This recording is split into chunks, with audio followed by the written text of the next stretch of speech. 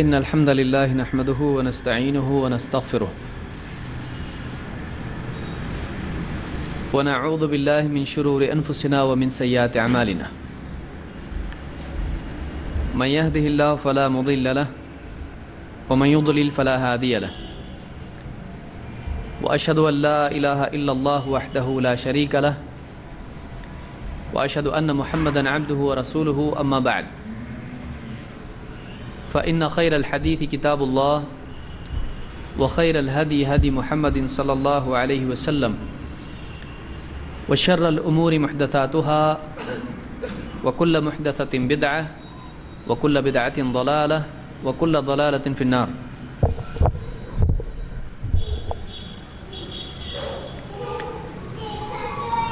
قال سبحانه وتعالى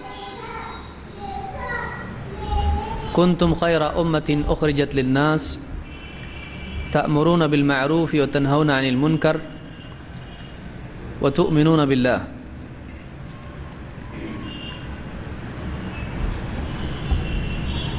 پچھلے درس میں غلطیوں کی اصلاح کا نبوی طریقہ، اس موضوع پر کچھ باتیں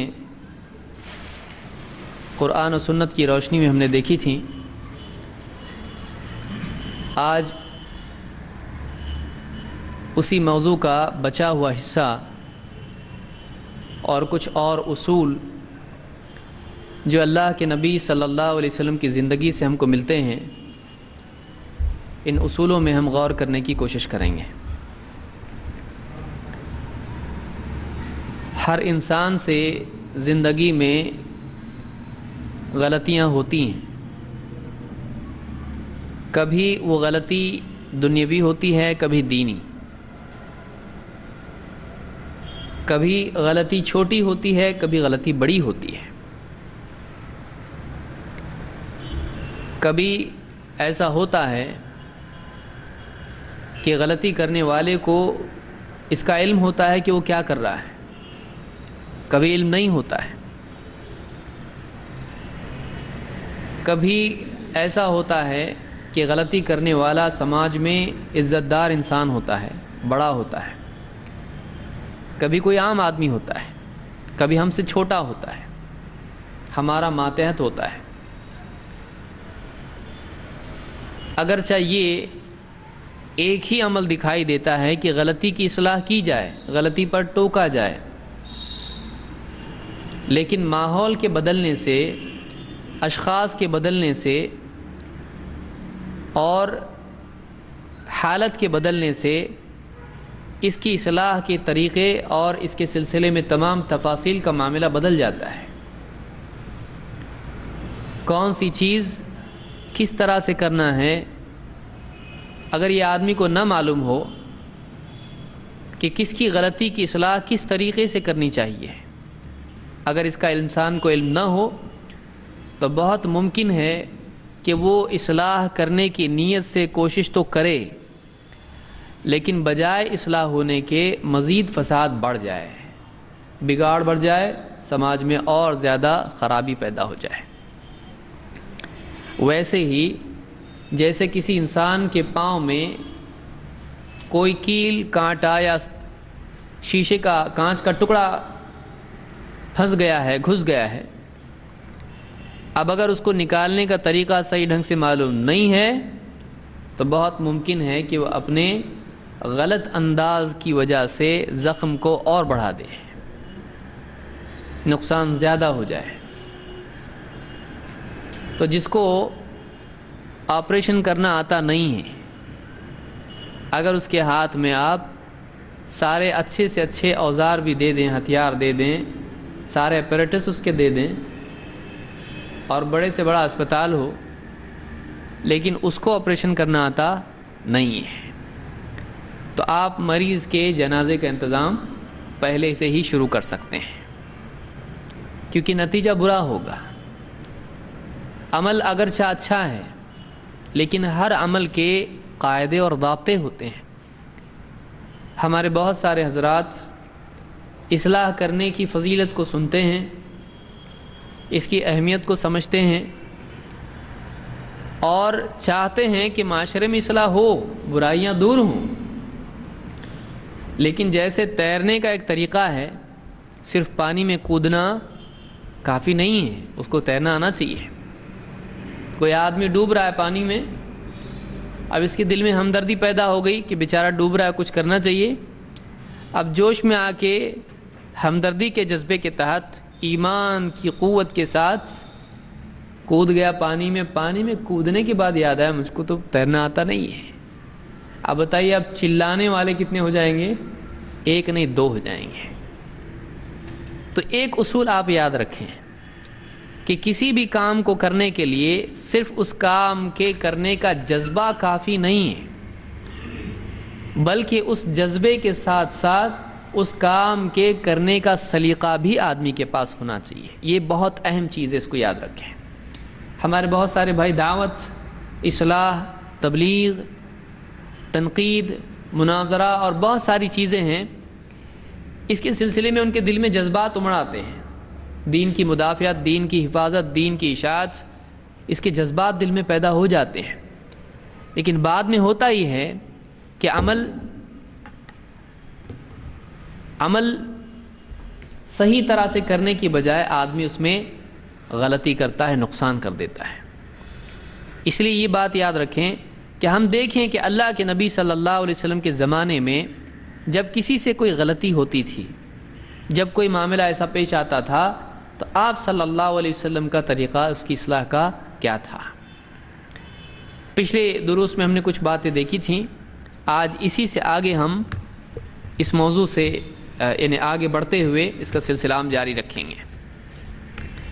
پچھلے درس میں ہم نے دیکھا تھا کہ اس آدمی نے مسجد میں آ کے پیشاب کر دیا، تو آپ نے صحابہ کو روکا، اس کو گھسیٹنے سے، اس کو روکنے سے۔ وجہ اس کی یہی تھی کہ اگر اس کو اسی حال میں کھینچا جاتا، روکنے کی کوشش کی جاتی، تو مسجد میں گندگی اور بڑھ سکتی تھی۔ تو جب ایک گندگی ایک کونے میں ہو رہی ہے، اگر اس کو چھیڑنے سے وہی گندگی پوری مسجد میں ہو سکتی ہے، پھیل سکتی ہے، تو پھر اس کو وہیں فارغ ہونے دیں، بعد میں سمجھائیں، صحیح موقع اور مناسب وقت دیکھ کر اس کو سمجھایا جائے۔ یہ صرف مسجد اور پیشاب کا معاملہ نہیں ہے، یہ سماج اور گناہوں کا معاملہ ہے کہ اگر کسی آدمی کو چھیڑ دینے سے، وہ آدمی اکیلا بیٹھ کے گناہ کر رہا ہے کسی کونے میں چھپ چھپا کے، اگر آپ اس کو چھیڑ دیتے ہیں، غلط وقت پر آپ اس کو غلط طریقے سے سمجھاتے ہیں، اور نتیجہ یہ ہوتا ہے کہ جو گھر میں غلط کام کر رہا تھا وہ پورے معاشرے میں کھل کے کام کر رہا ہے اور ڈٹ کے کام کر رہا ہے اور لوگوں کو بھی اس میں شامل کر رہا ہے۔ اگر ایسا امکان ہے تو انتظار کرنا چاہیے کہ صحیح وقت پر اس کو بتایا جائے۔ یہ اصول ہم نے پچھلے درس میں دیکھا تھا۔ اب اس سے آگے بڑھتے ہیں۔ اگر ایسا ہو کہ کسی آدمی نے کچھ بات کہی ہے یا کوئی کام کیا ہے اور اس کے کلام کا ایک حصہ غلط ہے اور ایک حصہ صحیح ہے، اس کے عمل میں سے کچھ صحیح ہے کچھ غلط ہے، تو ایسا نہیں کرنا چاہیے کہ اس کے پورے ہی عمل کو، پوری ہی بات کو ہم غلط ثابت کر دیں، سر سے پاؤں تک اس کو غلط ثابت کرنے کی کوشش کریں۔ ایک آدمی کبھی ایسا کرتا ہے کہ کچھ صحیح کچھ غلط، کبھی وہ کچھ ایسی بات بولتا ہے جس میں کچھ حصہ صحیح ہوتا ہے کچھ غلط ہوتا ہے۔ انصاف کا تقاضا یہ ہے، عدل کا تقاضا یہ ہے کہ ہم جب اس کی اصلاح کریں تو اس کی صحیح بات کو صحیح کہیں اور غلط بات کو غلط۔ ایسا نہ ہو کہ اس کی غلطی کی وجہ سے اس کے صحیح کو بھی ہم غلط کہنا شروع کرتے ہیں۔ اگر ایسا ہم کرتے ہیں تو نتیجہ یہ ہوتا ہے کہ اس کے دل میں بجائے اپنی غلطی کے اعتراف کے، غلطی ماننے کی بجائے اس کے اندر بغاوت اور ضد کا جذبہ پیدا ہوتا ہے۔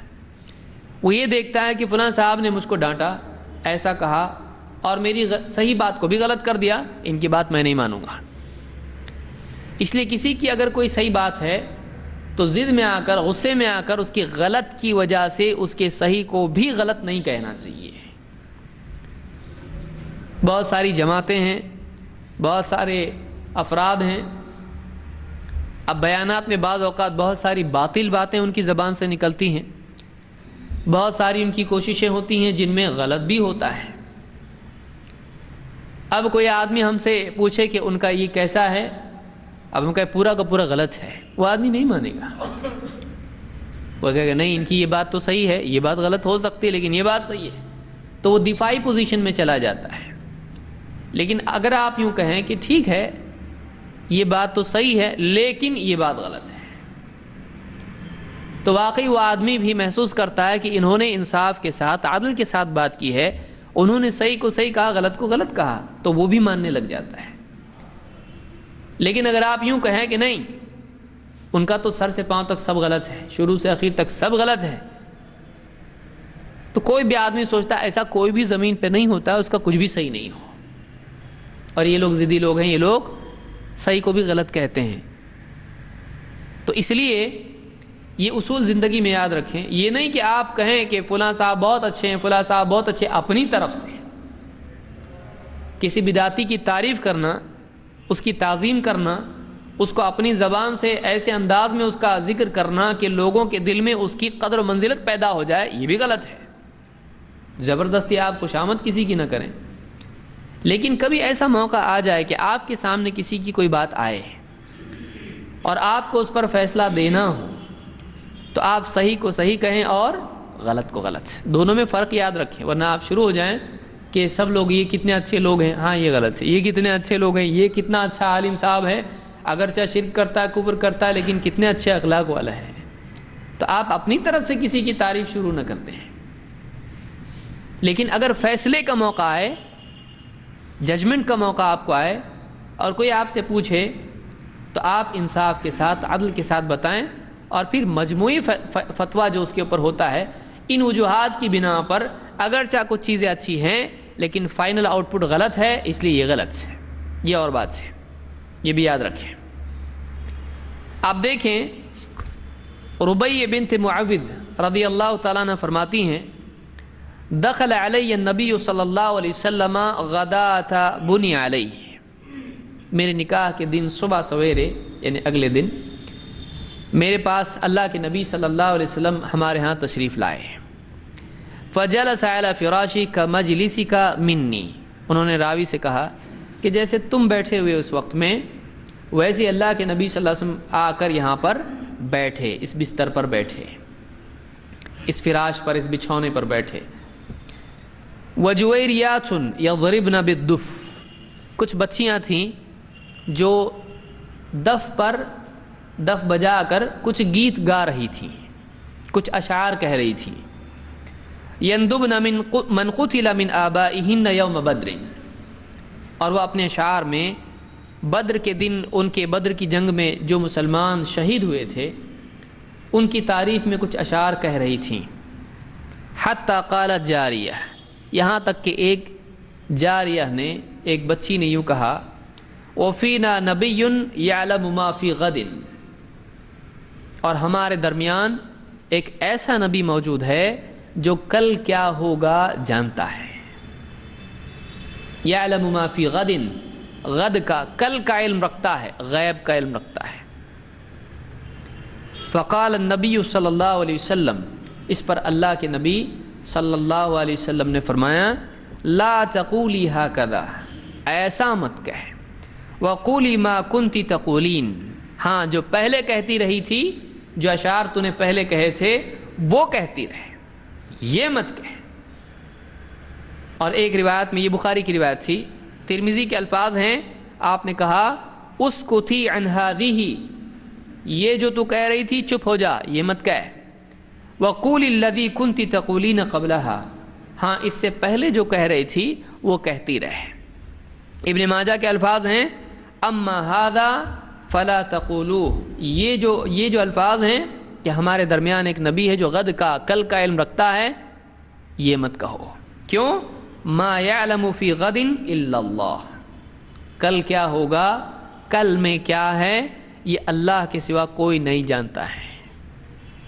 تو یہ روایت ہم کو بتاتی ہے کہ اللہ کے نبی صلی اللہ علیہ وسلم نے اس بچی کے اشعار میں دو قسم کے اشعار پائے، ایک تو وہ جس کی شریعت میں گنجائش ہے، دو جس کی شریعت میں گنجائش نہیں ہے۔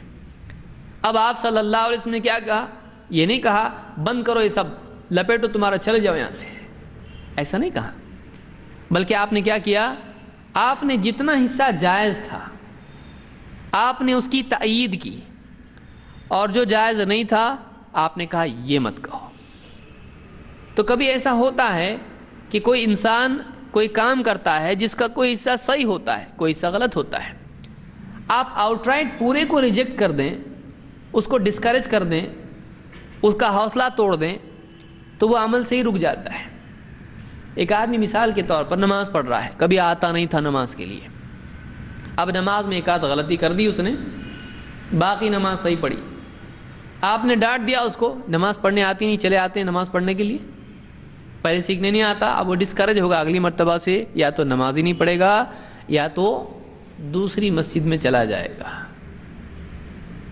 آپ نے اس کو لیا بٹھایا، اس کو کہا کہ بہت اچھا تم آئے نماز کے لیے، دیکھو اللہ تعالیٰ تم قبول فرمائے، تم نے بہت اچھی نماز پڑھی، لیکن ایک چیز ایسی ہے کہ اس میں اصلاح کی ضرورت ہے، اگر یہ ہو جائے تو تمہاری نماز تو بہت عمدہ ہو جائے گی، اور دیکھو ایسی ایسی غلطی تم نے کی ہے۔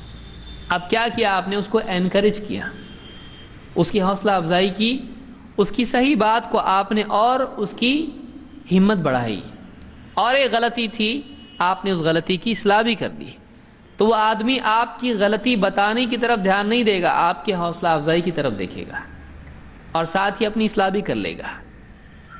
تو یہ طریقہ ہے اسلام میں کہ ایک انسان بعض اوقات کسی کی غلطی دیکھ کر اس کے پورے معاملے کو غلط کہنا شروع کر دیتا ہے، اس سے بہت سارے لوگ اولاً تو مانتے نہیں ہیں، دوسرے یہ کہ ان کے دلوں میں ہمارے لیے نفرت بھی پیدا ہو جاتی ہے۔ یہاں آپ صلی اللہ علیہ وسلم نے کہا یہ جو تو کہہ رہی تھی وہ مت کہے، ہاں جو پہلے کہتی تھی وہ کہتی رہے۔ کوئی بچہ ہے، کوئی گھر میں کوئی چیز کرتا ہے، اب آدھی چیز صحیح کی، کچھ اس میں غلطی بھی کی، اب آپ اس کو ایک دم ڈانٹ دیں وہ سمجھ نہیں پائے گا، آپ کا کام ہے آپ اس کو بٹھائیں، آپ بتائیں دیکھ تو نے یہ جو کہا یہ صحیح ہے، تو نے یہ جو کہا وہ غلط ہے، تو نے یہ کام کیا وہ صحیح ہے، یہ کام کیا وہ غلط ہے۔ بچوں کی اصلاح میں ہم لوگ عام طور سے کیا کرتے ہیں، غلطی پہ جو دھلائی ان کی کرتے ہیں ان کو خود سمجھ میں نہیں آتا یہ تحفہ کس چیز کی وجہ سے مل رہا ہے، ان کو معلوم ہی نہیں، ان کو معلوم نہیں ہوتا ہے کہ کیوں کیا ہو رہا ہے، ہو کیا رہا ہے یہ، ان کو آپ کو بتانا چاہیے دیکھ تو نے یہ جو کیا یہ غلط ہے، ہاں اتنا کیا تھا وہ غلط نہیں تھا، لیکن یہاں جو کیا تو نے غلط تھا۔ مثلا گھر میں کھیل رہا ہے، کھیلتے کھیلتے آ کے مہمان کی داڑھی کھینچنے لگ گیا، اب آپ کا کام ہے آپ اس کو کیا کریں، ارے تم کھیل رہے تھے یہ کام غلط ہے، ایسا نہیں کرنا چاہیے، ہاں جاؤ وہاں اس کمرے میں کھیلو، تو آپ جو ہے یعنی غلطی کو بتائیں، اور صحیح چیز ہے کھیلنا غلط نہیں ہے، آپ اس کو دوسرے کمرے میں بھیج دیے۔ تو ایسی کئی چیزیں کئی مثالیں زندگی میں آتی ہیں، آدمی اس میں فرق نہیں کر پاتا ہے اور ایسے طریقے سے اصلاح کرتا ہے جس سے فائدے کے بجائے نقصان ہوتا ہے۔ اسی طرح سے ایک بات یہ بھی ہے کہ اگر کسی انسان کی غلطی انجانے میں اس کو معلوم ہی نہیں اور اس نے غلطی کی، تو ایسے آدمی کو ڈانٹ ڈپٹ کی بجائے سمجھانے کی ضرورت ہوتی ہے۔ ایک آدمی جس کو سب کچھ معلوم ہے اور وہ غلطی کر رہا ہے، اور دوسرا آدمی وہ ہے کہ جس کی غلطی کی وجہ لا علمی ہے، نہ جاننا ہے، اب آپ اس کو بتانے کی بجائے ڈانٹو گے تو ایسے آدمی کی اصلاح کی بجائے اس کے دل میں یا تو آپ کی نفرت پیدا ہوگی یا وہ عمل ہی چھوڑ دے گا۔ اس لیے ایسے آدمی کو پیار محبت سے شفقت سے سمجھانا چاہیے، پھر اس کے بعد واپس وہ غلطی دہرائے، تب اگر کوئی آدمی اس کو ڈانٹتا ہے تو ایک اور بات ہے۔ اللہ کے نبی صلی اللہ علیہ وسلم کے زمانے میں ایک صحابی معاویہ ابن حکم السلمی، یہ نئے نئے مسلمان ہوئے تھے، کہتے ہیں بین انا اصلی مع رسول اللہ صلی اللہ علیہ وسلم، ایک دن میں اللہ کے نبی صلی اللہ علیہ وسلم کے ساتھ نماز پڑھ رہا تھا جماعت میں، اذ عطس رجل من القوم، قوم کا ایک آدمی چھینکا، فقلت یرحمک اللہ، نماز میں ہی چھینکا ایک آدمی تو انہوں نے کیا کہا، یرحمک اللہ، اللہ تجھ پہ رحم کرے۔ فرمانی القوم بابصارہم، لوگ مجھ کو گھور کے دیکھنے لگے، فقلت وا ثقل امیاہ، ما شأنکم تنظرون الی، انہوں نے کہا او مجھ کو میری ماں گم کر دے، عربی میں کہا جاتا ہے اس طرح سے، تم کیوں مجھ کو گھورتے ہو، کیا ہوا؟ فجعلوا یضربون بأیدیہم علی افخاذہم، انہوں نے اس پر اپنی ران پر اس طرح سے مارنا شروع کیا تاکہ ان کو احساس ہو کہ ہم جواب نہیں دے رہے ہیں لیکن اشارہ کر رہے ہیں تو بات نہیں کرنا ہے۔ فلما رأیتہم یصمتوننی لکنی سکت، وہ کہتے ہیں کہ جب میں نے دیکھا کہ وہ مجھ کو چپ کرنا چاہ رہے ہیں تو میں چپ ہو گیا۔ فلما صلی رسول اللہ صلی اللہ علیہ وسلم فبأبی ہوا وأمی، جب اللہ کے نبی صلی اللہ علیہ وسلم نماز سے فارغ ہوئے تو میرے ماں باپ آپ پر فدا ہوں، میرے ماں باپ آپ پر فدا ہوں۔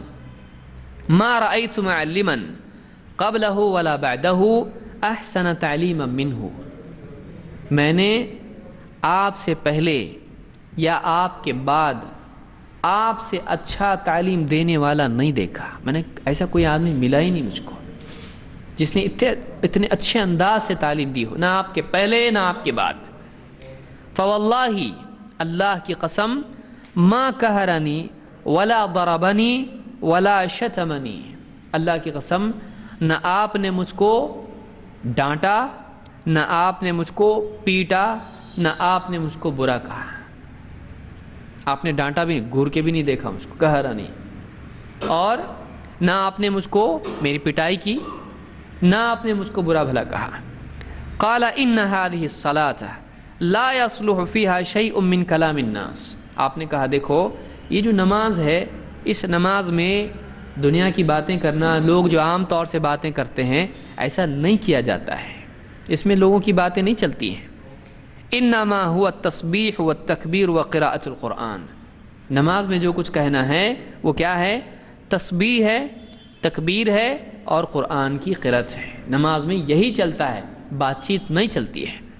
او کما قال رسول اللہ صلی اللہ علیہ وسلم، صحابی کہتے ہیں اب کچھ اسی طرح سے آپ نے اور بھی باتیں کی۔ اس کو امام مسلم نے روایت کیا ہے۔ اس حدیث سے دو باتیں معلوم ہوتی ہیں، ایک یہ کہ صحابی نے نماز میں گفتگو کر دی تو ان کو معلوم نہیں تھا کہ نماز میں بات نہیں کرتے ہیں، اور اگرچہ وہ دعائیہ کلمات تھے لیکن وہ کسی کے عمل کا جواب تھا، تو گویا کہ وہ کلام ہے، اس سے خطاب ہے، ان کو معلوم نہیں تھا۔ تو آپ صلی اللہ علیہ وسلم نے دیکھا کہ آدمی نیا ہے، اس کو سکھانے کی ضرورت ہے، ڈانٹنے کی نہیں، تو آپ نے ان کو سکھایا، تعلیم دی، دیکھو ایسا نہیں کرتے ہیں، ایسا کرتے ہیں۔ اور دوسری بات یہ کہ آپ نے جب اس طریقے سے ان کو تعلیم دی تو ان کے علم میں بات آ گئی، لیکن آپ کے اچھے طریقے سے سکھانے کی وجہ سے ان کے دل میں آپ کی محبت اتنی زیادہ بیٹھ گئی کہ آپ کے لیے وہ کیا حال ہو گیا ان کے دل کا، اللہ کی قسم میرے ماں باپ آپ پر فدا ہو جائیں، آپ سے پہلے آپ کے بعد میں نے کوئی ایسا سکھانے والا نہیں دیکھا۔ تو غلطی کی اصلاح بھی ہو گئی اور اصلاح کرنے والے کی محبت بھی دل میں بیٹھ گئی۔ ایک کام میں دو فائدے ہیں، لیکن کب ہوتا ہے یہ؟ جب آدمی کام کو صحیح طریقے سے کرے، اگر الٹے طریقے سے کرے تو فائدہ کم نقصان زیادہ ہو جاتا ہے۔ تو یہاں پر ایک بات یہ ہم کو معلوم ہوئی کہ اللہ کے نبی صلی اللہ علیہ وسلم نے جب اچھے طریقے سے ان کو سمجھایا تو ان کی اصلاح بھی ہو گئی اور فساد نہیں ہوا، بگاڑ نہیں آیا۔ تو ہم کو بھی یہ کرنا چاہیے کہ ہم اگر کسی کو غلطی کرتے دیکھیں تو پہلے مرحلے میں ہم اس کو تعلیم دیں، اس کو سکھائیں، سمجھائیں، اور اس کے باوجود اگر جاننے کے باوجود اگر کچھ غلطی ہے تب جا کر اس کو ڈانٹا جا سکتا ہے، اگر ڈانٹنے میں کچھ مصلحت ہو، ورنہ خامخواہ کا ڈانٹنا جھگڑے کو پیدا کرنے کا ذریعہ بن سکتا ہے۔ ہو سکتا ہے کہ جس کو آپ ڈانٹ دیں وہ آپ سے زیادہ پاورفل ہو، تو ایسی صورت میں بجائے اس کی اصلاح ہونے کے آپ کی مرہم پٹی کی ضرورت پڑے گی۔ ہو سکتا ہے وہ جھگڑے پہ آ جائے، ہو سکتا ہے وہ مار پیٹ پہ آ جائے، اور بجائے اس کی اصلاح ہونے کی آپ ہی کی دواخانے میں اصلاح کی ضرورت پڑے گی۔ تو یہ غلطی عام طور سے لوگ کرتے ہیں. گھر میں بھی بہت ساری باتیں آدمی سکھاتا تو نہیں ہے کچھ، نہ بیوی کو نہ بچوں کو، اور پھر کچھ غلطی ہو جائے تو ڈانٹ ڈپٹ پہ آ جاتا ہے. بچے کو کبھی سکھایا نہیں، کچھ غلطی کر دیا اس نے تو اس کی پٹائی کر دی. بیوی کو کبھی بیٹھ کے دین سکھایا نہیں، اگر کچھ غلطی ہو گئی تو ناراض ہو گیا، ایک دم ڈانٹ دیا اس کو. تو پہلے تعلیم دیں، تعلیم کے بعد اگر زبردستی جانتے بوجھتے کچھ غلطی ہوتی ہے تب جا کر آدمی ڈانٹ ڈپٹ کر سکتا ہے، اگر اس سے فائدہ ہو تو. جیسے کہ خود اللہ کے نبی صلی اللہ علیہ وسلم نے اپنی بیوی کو ڈانٹا. اس کی مثال ہم کو خود آپ صلی اللہ علیہ وسلم کی زندگی سے ملتی ہے. عائشہ رضی اللہ تعالیٰ فرماتی ہیں حشوت للنبی صلی اللہ علیہ وسلم وسادۃ، میں نے اللہ کے نبی صلی اللہ علیہ وسلم کے لیے ایک تکیہ بنایا. فیہا تماثیل کأنہا نمرقہ، وہ ایک تکیہ تھا، تکیے کا کور تھا، کور کے اوپر میں نے تصویریں تھی، اس کے اوپر ایسا بنایا ڈیزائن، کچھ تصویر اس کے اندر آ گئی. فجاء فقام بین البابین، اللہ کے نبی صلی اللہ علیہ وسلم آئے تو گھر میں داخل ہونے کی بجائے آپ دروازے کی چوکھٹ پر رک گئے. دروازے پر ہی آپ ٹھہر گئے، اندر نہیں. چھوٹا گھر تھا، سب دکھائی دیتا تھا باہر سے اندر کا، آپ رک گئے. وجعل يتغیر وجهه، اور آپ جب ٹھہرے وہاں پر تو آپ کے چہرے پر غصے کے آثار نمایاں ہو گئے، آپ کے چہرے پر غصہ دکھائی دینے لگا. فقلت ما لنا یا رسول اللہ، کہتی میں نے کہا اللہ کے رسول کیا ہوا، مجھ سے کیا غلطی ہوئی. ایک روایت میں ہے کہ ماذا اذنبت، میں نے کیا گناہ کر دیا، مجھ سے کیا برا ہو گیا، ایسی کیا بات مجھ سے ہو گئی کہ آپ کے چہرے پر میں غصے کے آثار دیکھ رہی ہوں. صحابہ دیکھیے کتنے سینسٹیو تھے اللہ کے نبی صلی اللہ علیہ وسلم کے سلسلے میں، کہ آپ کے چہرے میں تغیر کو وہ پہچان لیتے تھے اور فوراً احساس ہوتا تھا کہ مجھ سے کوئی ایسی بات ہوئی ہے جو نہیں ہونی چاہیے تھی، اور فوراً اپنی اصلاح کے لیے تیار ہوتے تھے. آج سالوں سال آدمی اللہ کے نبی صلی اللہ علیہ وسلم کی ڈانٹ کی حدیثیں سنتا رہتا ہے، فلاں جہنم میں چلا جائے گا، فلاں پر لعنت ہو، فلاں گنہگار ہے، لیکن سنتا رہتا ہے، کبھی اس کو احساس نہیں کہ میں کس کی ناراضگی والا عمل کر رہا ہوں. اور نبی کی ناراضگی والا تو ہے ہی ہے، وہ اللہ کی ناراضگی اس سے بڑی ہے. احساس نہیں ہوتا ہے کبھی. کہنے لگی ما لنا یا رسول اللہ، اے اللہ کے رسول ہم سے کیا ہو گیا. قال ما بال هذه الوسادہ، آپ نے کہا یہ تکیہ کیسا ہے، یہ تکیہ کہاں سے آ گیا. قالت وسادۃ جعلتها لك لتضطجع علیہا، کہنے لگی میں نے یہ تکیہ آپ کے لیے بنایا ہے اور اس لیے بنایا ہے کہ آپ اس پر ٹیک لگائیں، آپ اس پر لیٹیں، آپ کی ٹیک کے لیے کام آئی ہے. آپ اس پر لیٹیں، سوئیں، آپ اس کو سرانے استعمال کریں، اس کے لیے میں نے آپ کے لیے بنایا ہے. قال اما علمت ان الملائکۃ لا تدخل بیتا فیہا صورہ، اما علمت، کیا تجھ کو معلوم نہیں ہے، ان الملائکۃ لا تدخل بیتا فیہ صورہ، کہ فرشتے اس گھر میں داخل نہیں ہوتے ہیں جس میں تصویریں ہوں، جس میں تصویروں کا ڈسپلے ہو. فرشتے ایسے گھر میں نہیں آتے ہیں جس گھر میں تصویروں کے ذریعے سے زینت اختیار کی گئی ہو. وَأَنَّ مَنْ صَنَعَ الصُّورَةَ يُعَذَّبُ يَوْمَ الْقِيَامَةِ، اور دوسری بات یہ تو گھر میں لگانے کے لیے تصویریں ہیں، جانداروں کی تصویریں اسلام میں جائز نہیں ہیں. اور آپ نے کہا کہ وَأَنَّ مَنْ صَنَعَ الصُّورَةَ يُعَذَّبُ يَوْمَ الْقِيَامَةِ، اور جو تصویریں بناتا ہے قیامت کے دن اس کو عذاب دیا جائے گا. تو ایک ہے تصویر بنانے والا، دوسرا ہے تصویر اپنے گھر میں لگانے والا. دونوں کے لیے الگ الگ وعید ہے، دونوں بھی جائز نہیں ہے. لیکن تصویر بنانا یہ بڑا گناہ ہے، یہ بڑا گناہ ہے کہ تصویر بنا رہا ہے آدمی، اور یعنی کوئی آدمی اس کو گھر میں لگا رہا ہے، اس کو زینت کے طور پر استعمال کر رہا ہے، تو قیامت کے دن تصویر بنانے والے کو عذاب دیا جائے گا. کہتے ہیں اللہ کے نبی نے فرمایا وَأَنَّ مَنْ صَنَعَ الصُّورَةَ يُعَذَّبُ يَوْمَ الْقِيَامَةِ يَقُولُ أَحْيُ مَا خَلَقْتُمْ، اللہ تعالیٰ ان لوگوں سے کہے گا اب جو تم نے پیدا کیا ہے، جس کی تخلیق تم نے کی ہے، جس کو تم نے کریٹ کیا ہے، اس میں تم جان بھی ڈال کے دکھا دو، کیونکہ اللہ تو صرف ڈھانچہ نہیں بناتا ہے، اللہ تعالیٰ ڈھانچہ بنانے کے بعد اس میں حیات بھی ڈالتا ہے۔ تو تم نے اگر تصویر بنائی ہے، تم نے اگر مورتی بنائی ہے، تو تم نے اتنا تو کر دیا، میری مشابہت کی، اب ایک کام اور کر کے بتا دو۔ آدھے میں کیوں مشابہت کرتے ہو، پورے میں کرو، اب جان بھی ڈال کے دکھاؤ اس میں۔ تو ڈانٹ کے طور پر ان کو کہا جائے گا کہ اب اس میں جان ڈال کے دکھاؤ۔ اس سے ایک بات یہ بھی معلوم ہوتی ہے کہ وہ تصویر حرام ہے جس میں جان ہوتی ہے۔ سمجھ میں آئی بات؟ دیکھیے اسے کیسے استنباط کیا جاتا ہے۔ علماء نے کہا اس سے معلوم ہوتا ہے کہ سزا کیوں ہوگی، ایسی تصویر بنائی جس میں جان ہے، تو ان سے کہا جائے گا اب جب اس کو آدھا بنائے تو پوری جان بھی ڈالو۔ تو معلوم ہوا یہ اس تصویر کے بارے میں ہے جس میں جان ہوتی ہے۔ اگر آپ گھر بنائیں، آپ پیڑ بنائیں، آپ پہاڑ بنائیں، آپ آسمان بنائیں، سورج بنائیں، چاند بنائیں، اس میں کوئی حرمت نہیں ہے، اس لیے کہ اس میں جان نہیں ہوتی ہے۔ یہ بخاری کی روایت تھی۔ اس سے ایک بات یہ معلوم ہوئی کہ کبھی آدمی ڈانٹ بھی سکتا ہے۔ آپ غصے میں آ گئے، ایک دم آپ غصہ ہو گئے اور آپ نے وعید سنائی وہاں پر، اور آپ نے کیا کہا، جملہ یاد رکھیے، انا علمتی، معلوم نہیں تجھ کو، یعنی معلوم ہے اس سے پہلے آپ نے اس طرح کی بات تعلیم مسلمانوں کو دی تھی، لیکن حضرت عائشہ یہ سمجھ نہیں پائی کہ اس سے تکیہ بھی نہیں بنا سکتے، تکیے پر بھی تصویر نہیں چلتی ہے۔ آپ نے یہ بتایا کہ یہ بھی نہیں چلتا ہے۔ کبھی آدمی سوچتا ہے ہاں بھائی عظمت کے طور پر نہیں لگا سکتے ہیں، لیکن تکیہ وغیرہ میں چل جائے گا، کیا مسئلہ ہے، ہم تھوڑی نا اس کی تعظیم اور بت کے طور پر تھوڑی کر رہے ہیں اس کو، کیونکہ عام طور سے مشرکین کا طریقہ تصویروں میں کیا تھا، وہ اپنے معبود کے طور پر صورتیں بناتے تھے۔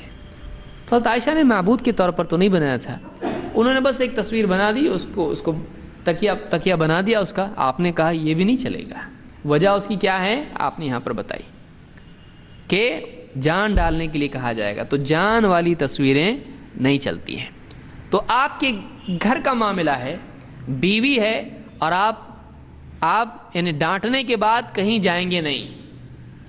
اگر آپ کو یقین ہے کہ فلاں اتنا مضبوط ہے دین میں کہ اگر اس کی غلطی پر اس کو دو تو یہ اتنا سمجھدار ہے کہ ٹھیک ہے السلام علیکم کر کے جائے گا نہیں، اب تمہارا میرا معاملہ ختم، بلکہ وہ آپ سے جڑا رہے گا۔ وہ اتنا سمجھدار ہے کہ وہ آپ کی ڈانٹ پر نہیں بلکہ اپنی غلطی پر دھیان دے گا۔ اگر کوئی ایسا آدمی ہے اور آپ سے چھوٹا ہے، آپ سے چھوٹا ہے، ورنہ آپ گھر پہ جا کے والد صاحب کو ہی ڈانٹنا شروع کر دیے، یا کسی مولوی صاحب کو ہی ڈانٹنا شروع کر دیے، تو یہ نہیں چلے گا، بلکہ آدمی اپنے ماتحت کو ڈانٹ سکتا ہے اگر اس ڈانٹ سے نقصان نہیں ہوتا ہو، فساد نہیں ہوتا ہو، اور خصوصاً ایسی صورت میں جب کہ بتایا جا چکا ہو۔ اس کی ایک مثال آپ دیکھیں، اور ایک مثال، معاذ بن جبل رضی اللہ تعالیٰ عنہ نے اپنے قبیلے میں ایک عشاء کی نماز پڑھائی، اور اتنی لمبی نماز پڑھائی کہ پبلک کا حال خراب ہو گیا۔ کیا پڑھایا اس میں انہوں نے؟ سورۃ البقرہ شروع کر دی۔ اب ایک صاحب آئے، اونٹ باندھا، نماز میں شریک ہوئے، اب دیکھا حضرت نے سورہ البقرہ شروع کری۔ قرآن کی سب سے بڑی سورت کون سی ہے؟ سورہ بقرہ۔ تو اب اس آدمی نے کیا کیا، وہ بیچارہ تھک ہار کے آیا تھا، اونٹ چرانے والا آدمی، اور اتنا پریشان ہو گیا، محنتی آدمی تھک تھکا کے نماز کے لیے آیا ہے۔ اب وہ جماعت سے الگ ہو گیا، اس نے انفرادی اپنی نماز بچی ہوئی مکمل کی، اور اللہ کے نبی صلی اللہ علیہ وسلم کے پاس گیا، کہا آپ کا آدمی دیکھو ہمارے پاس آتا ہے، یہ صاحب ہمارے امام صاحب ایسی لمبی نماز پڑھاتے ہیں، ہم لوگ کام کاج والے لوگ ہیں، اور اتنی لمبی نماز ہماری حالت خراب ہو جاتی ہے۔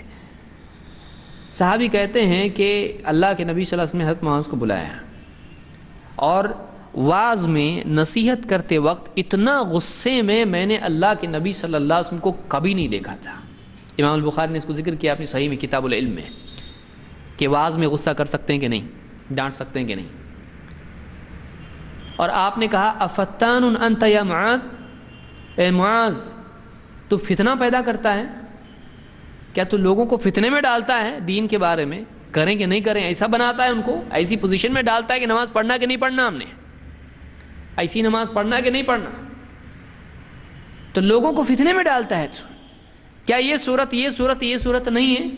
چھوٹی چھوٹی صورتیں آپ نے 30ویں پارے کی صورتیں جو ہیں آپ نے وہ صورتیں گنائیں اور کہا تو یہ نہیں پڑھا سکتا ہے، آپ نے ڈانٹ دیا ان کو۔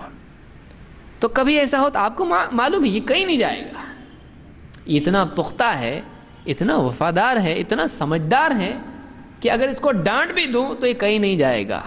یہ ناراض ہو کے ٹھیک ہے میں جا رہا ابھی واپس مکہ کو، یا کہیں اور جا رہا ہوں، میں چھوڑ ہجرت کر کے جاتا ہوں یہاں سے، آپ کی جماعت میں ابھی میں نہیں ہوں، ایسا تو نہیں ہوگا۔ یہ پکا آدمی ہے، اتنا پکا آدمی ہے کہ آپ نے، اور دیکھیے تعلق کتنا قوی ہے۔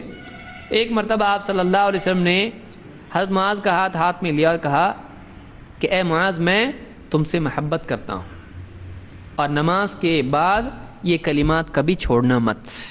یہ وہی صحابی ہیں، اللہم اعنی علی ذکرک و شکرک و حسن عبادتک، کہ میں تم سے محبت، تو اتنے قریبی ہیں، آپس میں محبت ہے۔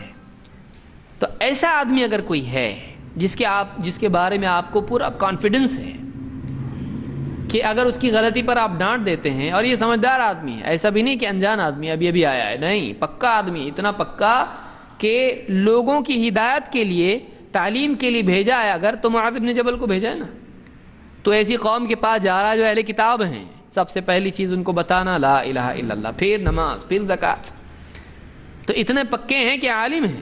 اور آپ نے حدیث میں کہا بھی کہ معاذ بن جبل قیامت کے دن علماء کی ایک جماعت کے سردار ہوں گے، تو ایک دم ویل کوالیفائیڈ ہے، فارغ ہے نبوی مدرسے کا، پھر ایسی غلطی، حکمت نہیں، تو آپ نے کیا کر دیا؟ ڈانٹ دیا ان کو۔ تو ایسا کیا جا سکتا ہے بشرطے کہ فساد اس سے نہیں ہو، بشرطے کہ کوئی غلطی نہیں۔ بعض اوقات ڈانٹ دینے سے نقصان ہوتا ہے، آدمی اپنی اصلاح کی بجائے دشمن ہو جاتا ہے، سازشیں کرنے لگتا ہے، اور یعنی فتنہ پیدا کرتا ہے، جماعت بندی، گروہ بندی کرتا ہے۔ تو ایسے وقت میں ایسے آدمی کو نہیں ڈانٹنا چاہیے، اس کو پیار محبت سے سمجھاتے رہنا چاہیے۔ بہرحال تو یہ ایک بات معلوم ہوئی کہ کبھی ڈانٹا بھی جا سکتا ہے اگر اس کا واقعی فائدہ ہو تو۔ کبھی کبھی ایسا بھی ہوتا ہے کہ آپ پیار محبت سے سمجھاتے رہیں، لوگوں کو ایسا لگنے لگتا ہے یہ کوئی سیریس بات نہیں ہے۔ گھر میں بیوی نے غلطی کی، آپ نے سمجھایا، پھر اس کو لگتا ہے تو سمجھاتے رہتے ہیں، کبھی ڈانٹتے نہیں، کوئی ڈرنے کی چیز نہیں ہے۔ کبھی غلطی علم کی کمی کی وجہ سے ہوتی ہے، کبھی گناہ کی ہمت کی وجہ سے ہوتی ہے، غلطی کی سنگینی کا احساس نہیں ہونے کی وجہ سے ہوتی ہے۔ لیکن کبھی گھر کا بڑا ڈانٹ دے، ایک دم کیا لگا رکھا ہے یہ، ڈانٹ دیا، چونک مار، ارے باپ رے، تو بہت ڈینجر چیز ہے، اتنا غصے میں آئندہ کبھی یہ غلطی دہرانا نہیں۔ تو کبھی ڈانٹ دینے سے بھی معلوم ہوتا ہے کہ یہ غلطی بہت ڈینجر ہے، یہ ہمیشہ نہیں ڈانٹتے ہیں، اس پہ ڈانٹا کا مطلب یہ کیا ہے، بہت سیریس ہے۔ تو کبھی غلطی کی سنگینی بتانے کے لیے ڈانٹنا بھی ضروری ہوتا ہے۔ تو یہ کون کر سکتا ہے؟ واقعی جس کو سینس ہو کہ کب کیا کرنا چاہیے۔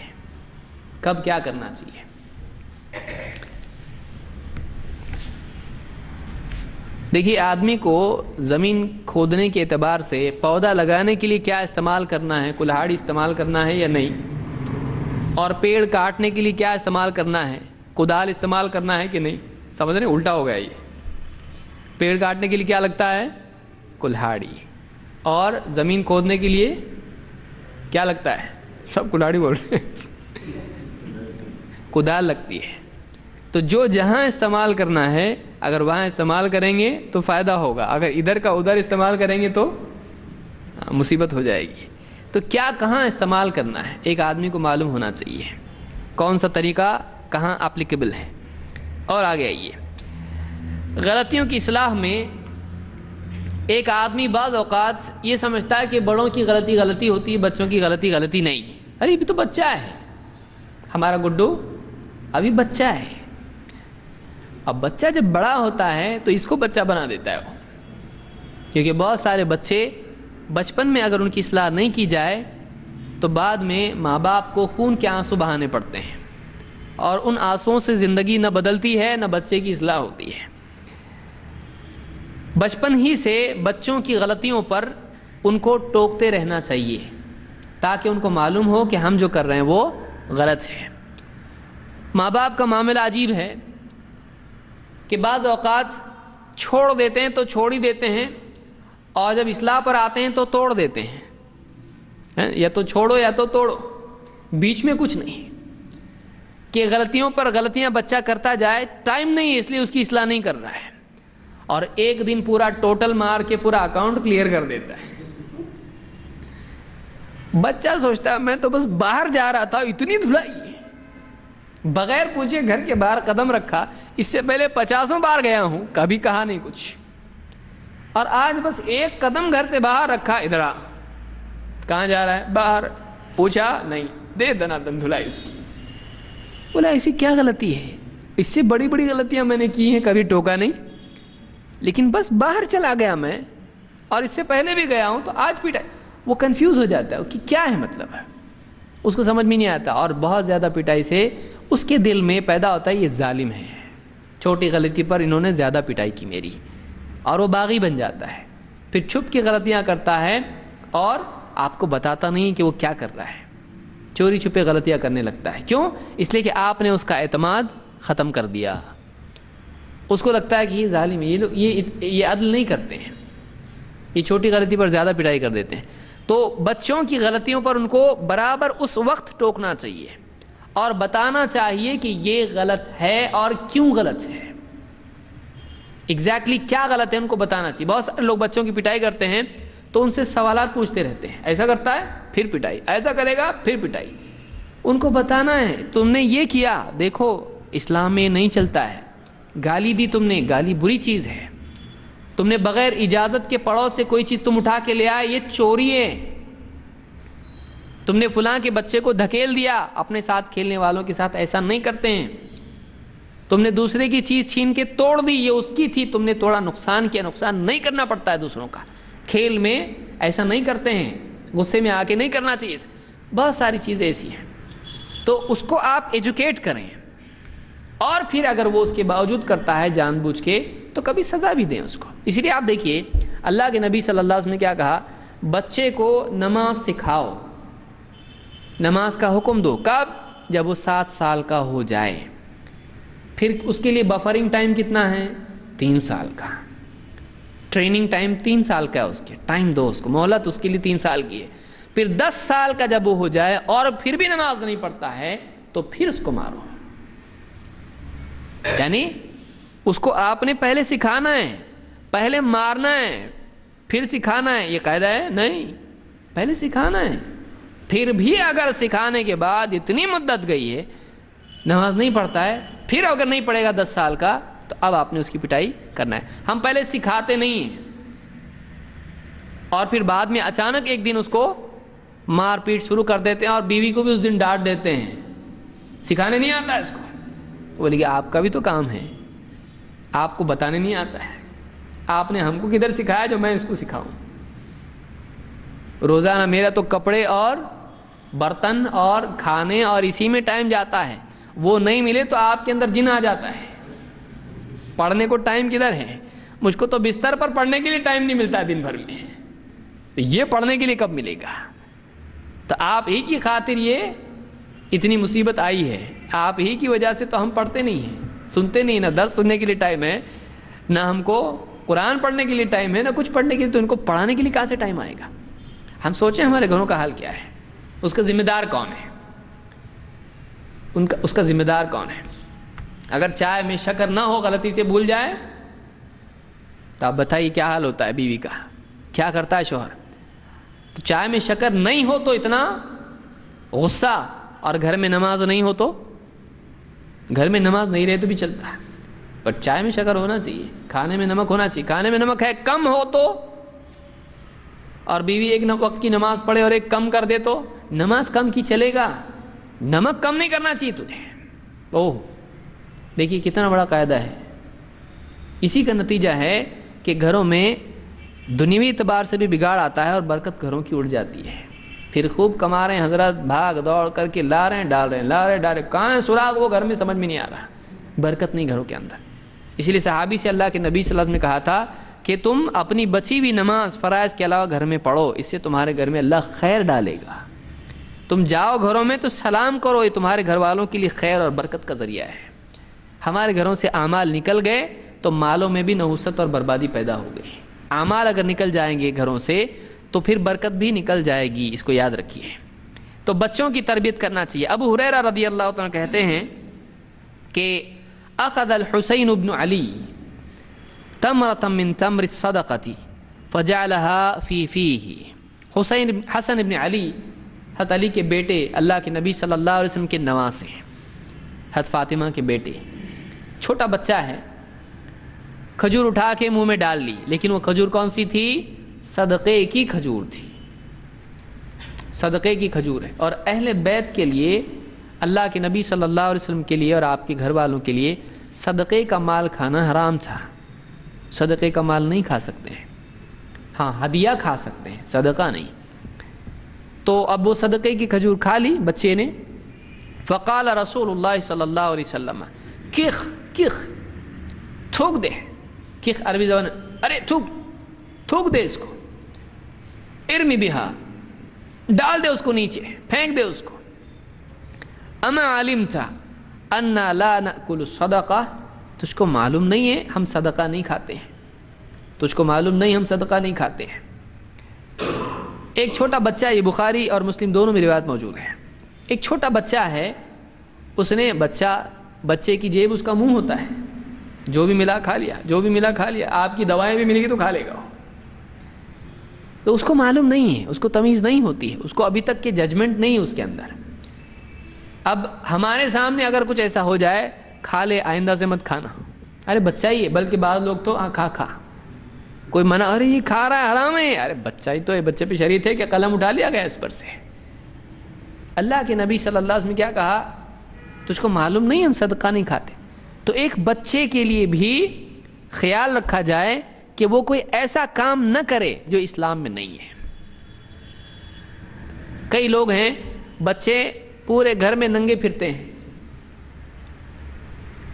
ماں باپ سوچ بڑا تھوڑی چھوٹا ہے، پورے گھر میں بنین پہنا ہوا ہے، ہاتھ میں کھانے کی کوئی چیز ہے، چاکلیٹ، اور پورے گھر میں گھوم رہا ہے، کھاتا پھر رہا ہے، باہر جا رہا ہے، باہر بھی گھوم رہا ہے. کچھ اس کو احساس نہیں ہے. وہ بچہ، اس کو کیا معلوم ہے؟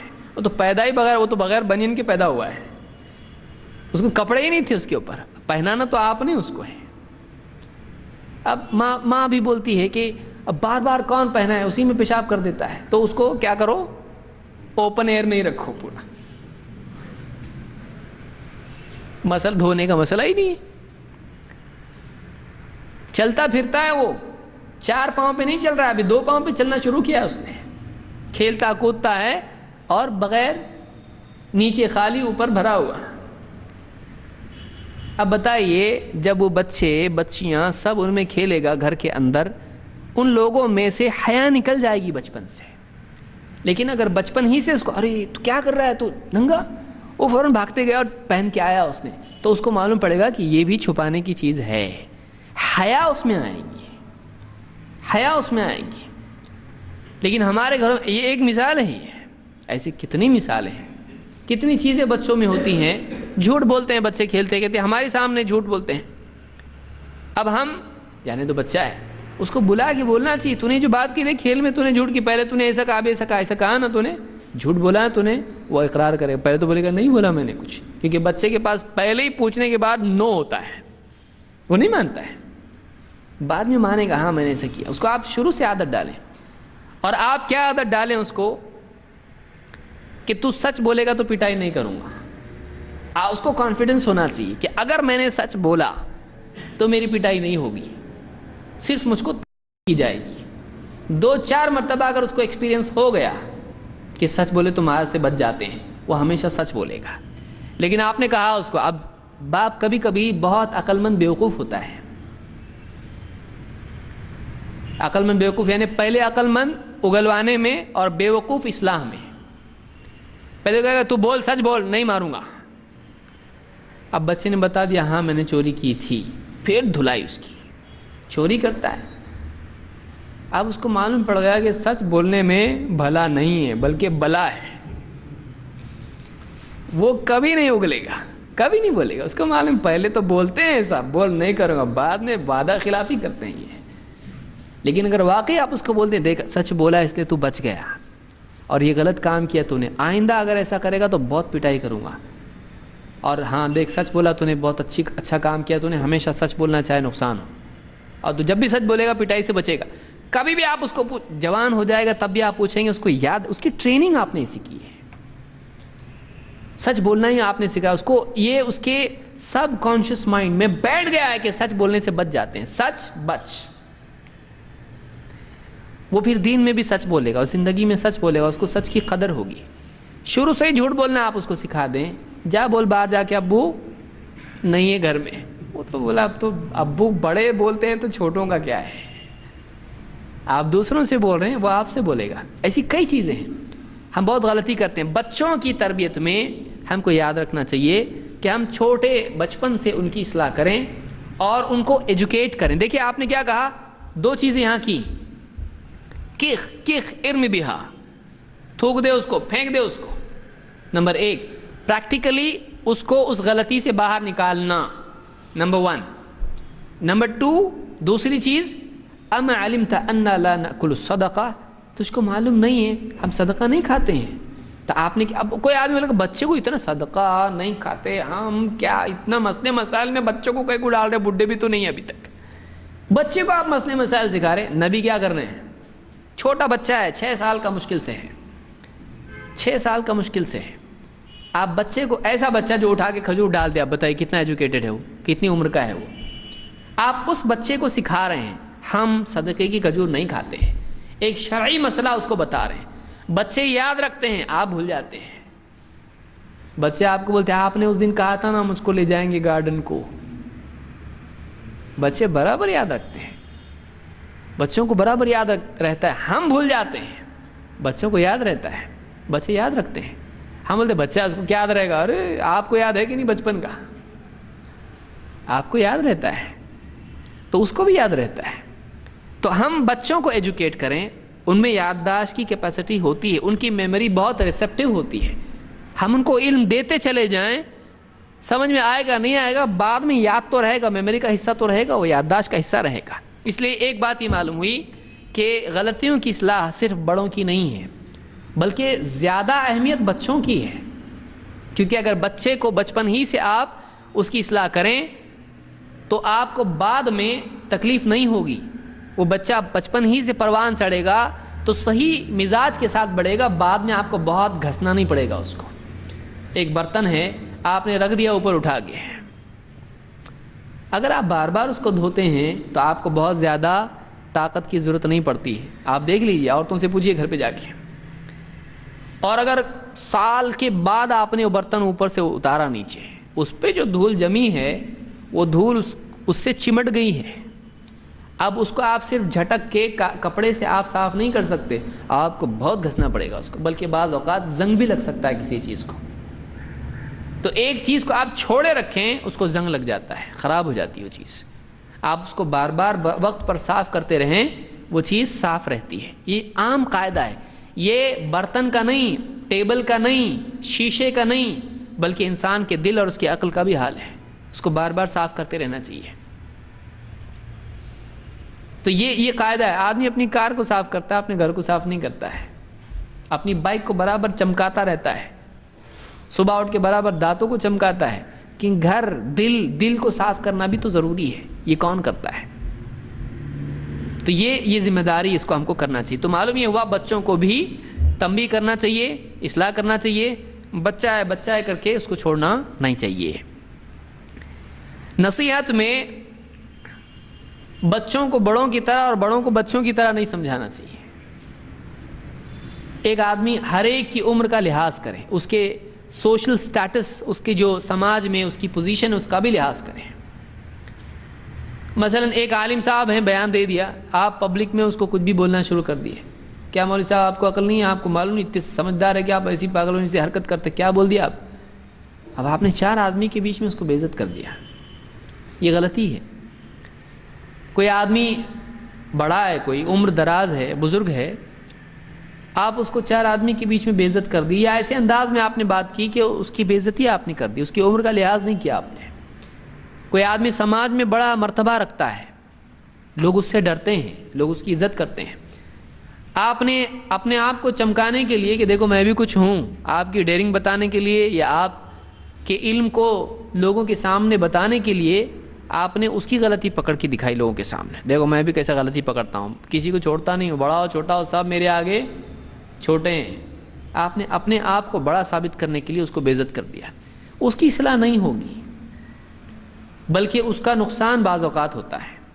ایک آدمی کسی بڑے کی بے عزتی کر دے لوگوں میں، وہ بڑا اپنی طاقت استعمال کرتا ہے، بجائے اپنی اصلاح کے وہ اپنی طاقت استعمال کرتا ہے۔ اور بعض اوقات اگر وہ علمی میدان کا آدمی ہو تو اس کے اندر اگر نفس جاگ جائے تو پھر وہ برابر اپنی دلیلیں جمع کر سکتا ہے اپنی غلطی کے ثابت کرنے کے لیے۔ تو اب وہ غلطی بجائے غلطی رہنے کے ایک اسٹیبلش فیکٹ بن جاتا ہے کہ وہ ثابت ہوتا ہے کہ نہیں یہ صحیح ہے، اور وہ غلط لوگ صحیح مان کے چلنے لگ جاتے ہیں۔ تو یہ نقصان ہمارا بعض اوقات ہو جاتا ہے اصلاح کی غلط کوشش کی وجہ سے۔ اللہ کے نبی صلی اللہ علیہ وسلم فرماتے ہیں لیس منا من لم یجل کبیرنا ویرحم صغیرنا ویعرف لعالمنا حقہ۔ اس کو امام احمد اور حاکم نے روایت کیا ہے۔ آپ فرماتے ہیں کہ وہ ہم میں سے نہیں ہے جو من لم یجل کبیرنا، جو ہمارے بڑے کا اجلال نہ کرے، اس کی جلالت قدر کو پہچانے نہیں، اس کی بڑائی کو سمجھے نہیں، اس کا احترام نہ کرے، اور وَيَرْحَمْ صَغِيرَنَا، جو ہمارے چھوٹے پر رحم نہ کرے، وَيَعْرِفْ لِعَالِمِنَا حَقَّهُ، اور جو ہمارے عالم کا حق نہیں جانتا ہے، وہ ہم میں سے نہیں ہے۔ عالم کا بھی حق ہوتا ہے، عالم کا حق یہ ہوتا ہے کہ اس کی عزت کی جائے، اس کی بے عزتی نہ کی جائے۔ اس کا حق ہوتا ہے کہ اس سے دین سیکھا جائے، اس کا حق ہوتا ہے کہ اس کی بات مانی جائے اگر وہ غلط نہ ہو، اس کا حق ہوتا ہے کہ اس کی سہولت کا خیال رکھا جائے، اس کی سہولت کا خیال رکھا جائے۔ بیچارہ عالم سویا ہوا مسجد میں تھک تھکا کے آپ جگا رہے ہیں، اٹھو آپ کی ڈیوٹی ہے، مسئلہ بتاؤ ایک ہم کو۔ اب بیچارہ وہ تھک کے سویا، اس کو نہ سونے ملتا ہے نہ کھانے ملتا ہے۔ اب آپ اس کو بولیں آپ کا تو کام، بولے بھئی آرام کرنا، آرام نہیں، آپ امت کی ذمہ داری آپ کے اوپر، اٹھو۔ اب یہ اپنی سہولت سے آیا ہے، اس کی سہولت نہیں دیکھ رہا ہے۔ اس کو ہفتے میں مہینے میں ایک بار چھٹی ملتی ہے، وہ اس چھٹی کے دن آیا، چلو میں تو چھٹی پہ ہوں، وہ کبھی آتا نہیں ہے۔ لیکن عالم صاحب کی کبھی چھٹی نہیں ہوتی بیچارے کی۔ اب اس کی سہولت کا کوئی لحاظ نہیں، اپنی سہولت سے اس کو رات کے 3 بجے اٹھا کے ایک دلیل دینا ہے، اس کو بتاؤ۔ اب یہ عالم کا حق ہوتا ہے، اس کا احترام کرنا، اس کی سہولت کا خیال رکھنا، اور اس کی عزت کرنا، اس کی بات ماننا، اس کی بات ماننا۔ تو اس حدیث سے معلوم ہوا کہ اللہ کے نبی صلی اللہ علیہ وسلم نے فرمایا کہ وہ ہم میں سے نہیں جو ہمارے بڑے کا احترام نہ کرے اور ہمارے چھوٹوں پر رحم نہ کرے اور ہمارے عالم کا حق نہ پہچانے۔ یہ حدیث بتاتی ہے کہ ہر آدمی کو اس کے مرتبے کے مطابق اس سے معاملہ کرنا چاہیے۔ تو اصلاح میں بھی اگر کسی عالم نے کسی بیان میں غلطی کر دی یا کسی عالم کی کوئی بات عمل میں آپ نے دیکھی جو واقعی مناسب نہیں تھی، اب مثلا کوئی عالم صاحب ہیں، انہوں نے وہ تمباکو کھا لیا، مثلا پان کھا رہے ہیں، یا کچھ انہوں نے ایسا کیا جو نہیں ہے۔ اب آپ نے دیکھا کہ چلو بھیڑ جمع ہو گئی، اپنا کام بن جائے گا، اپنا عالم سے بھی اوپر کا ہاتھ دکھنا چاہیے۔ آپ نے کہا ذرا عالم صاحب سے ذرا بھیڑتے ہیں، آئیے۔ عالم صاحب سے کہا کہ عالم صاحب یہ کیا ہے، آپ ایسے ایسے کرتے ہیں۔ اب وہ عالم بیچارہ پکڑا گیا، یا تو واقعی وہ تقویٰ کی بنیاد پر کہے گا بھائی دیکھو مسئلہ ایسا ہی ہے، مجھ سے غلطی ہو گئی، یہ بہت دل گردے کی چیز ہے، یا پھر عالم کہے گا عربی آتی ہے کیا؟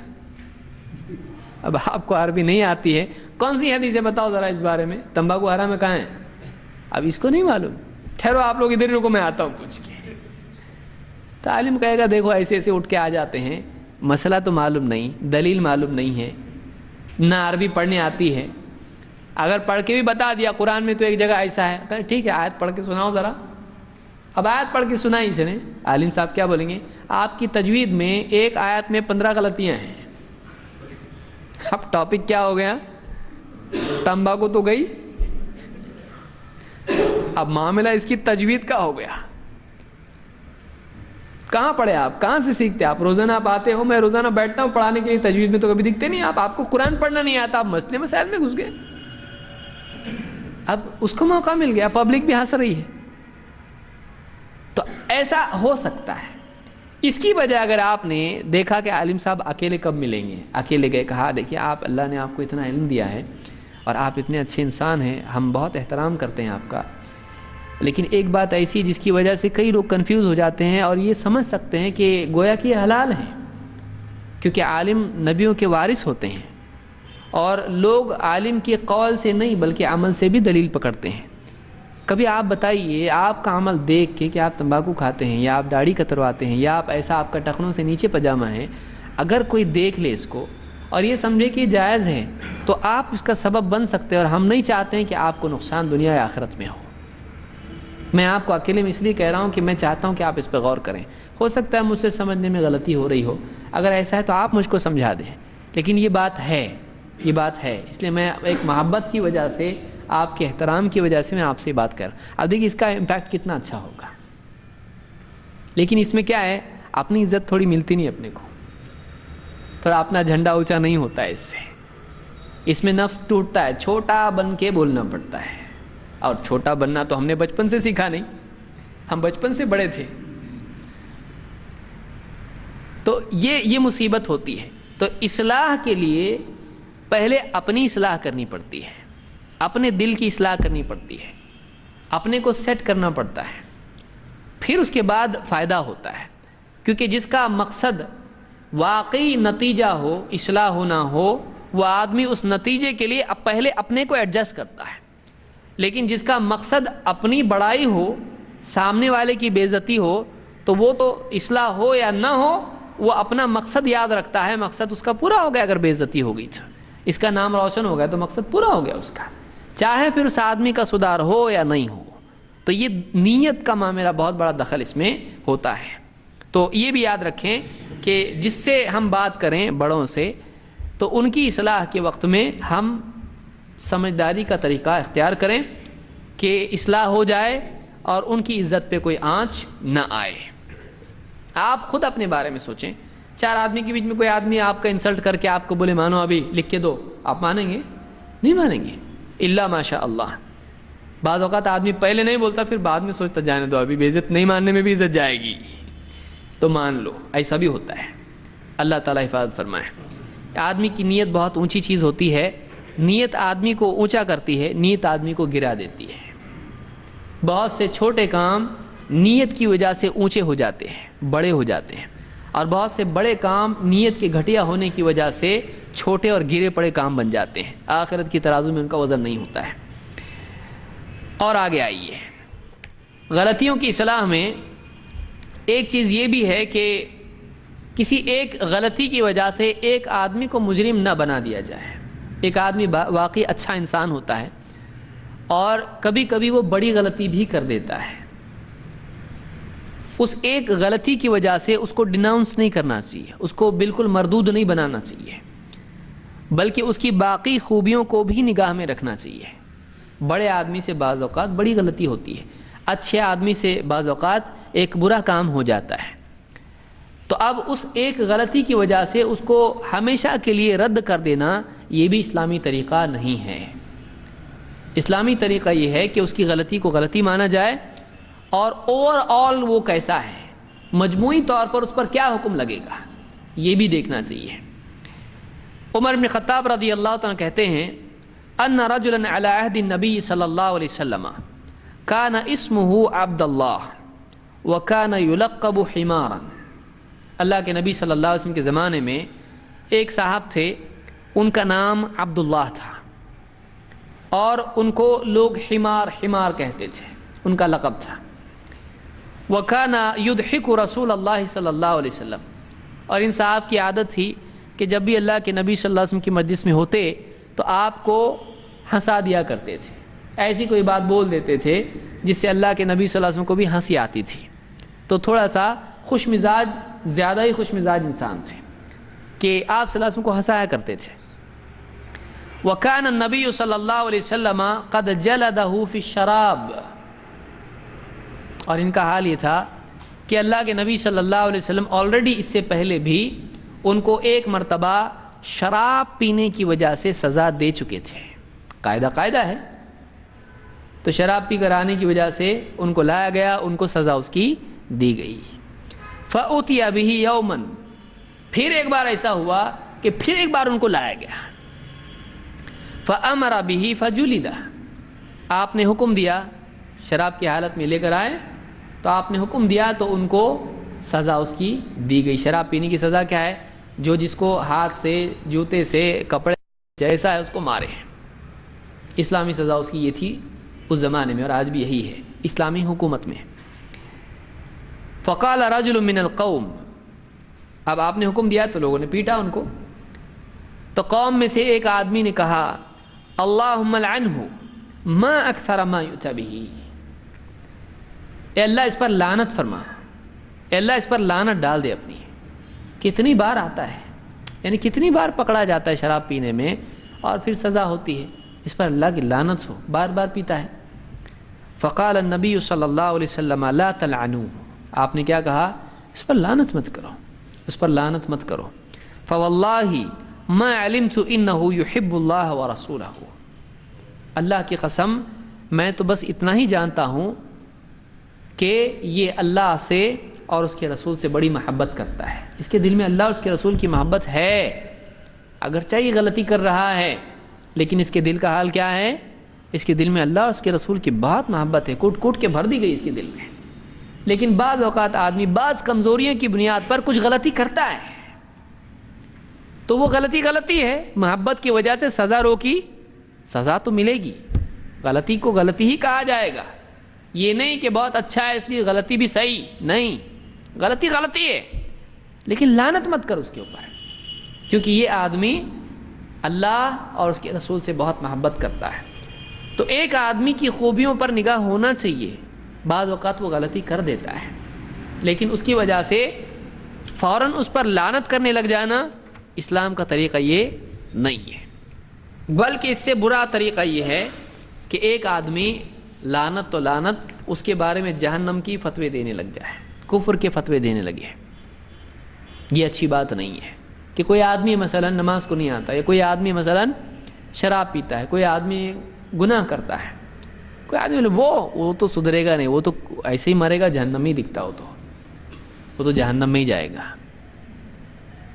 تو کوئی آدمی یوں کہے کہ ہماری جماعت جنت میں جانے والی ہے اور باقی تم لوگ سب جہنم میں جانے والی, اس کو کیا معلوم ہے توبہ کرے گا کہ نہیں کرے گا, ہے نا؟ تم لوگ تو جہنم میں ہی جانے والے ہیں. تو کوئی آدمی کسی کی جہنم کا ہی فیصلہ دینے لگے اس کی غلطیوں کی وجہ سے, یہ صحیح نہیں ہے. اس کی ایک مثال حدیث میں ہم کو ملتی ہے. اللہ کے نبی صلی اللہ علیہ وسلم فرماتے ہیں کان رجلان فی بنی اسرائیل متواخیین, بنی اسرائیل میں دو بھائی تھے, دو دوست تھے. فکان احدہما یذنب والآخر مجتہد فی العبادہ, ان دونوں میں سے ایک گناہوں میں پڑا رہتا تھا اور دوسرا تھا وہ خوب عبادت کرتا تھا, عبادت میں بہت مجاہدہ کرتا تھا.